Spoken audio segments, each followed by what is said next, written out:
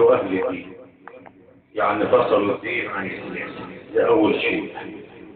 وهذا لا يقوله مسلم رضي بالله ربا بالإسلام دينا وبمحمد صلى الله عليه وسلم نبيا ورسولا.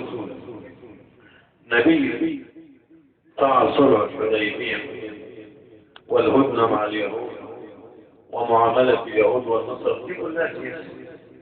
وعمر فتح البلاد وجعل الأئمة عليها، وادي هنا ووادي هنا، ده كلها سياسة. فأعلم الناس بالسياسة هم أهل الدين. فالسياسة إن كانت أحداث فأهل السنة عملوا حزب النور، دي وسيلة يكن تتعصب بعض الناس يحتفلوا على الحزب أو الجماعة. لا، ما عندنا هذا. كما قال مشايخنا الأفاضل إن هذا مذهب، دي عقيدة، دي دين.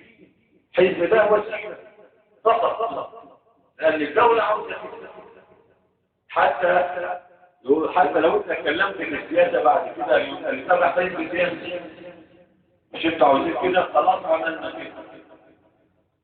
وإن كانت السياسة بالصحف والجرايد، ولا الجماعة اللي ما عملوش جرايد وما عملوش كذا ما لهمش في السياسة. إن كانت السياسة جرايد، حزب النور عمل جريدة، مش جريدة واحدة.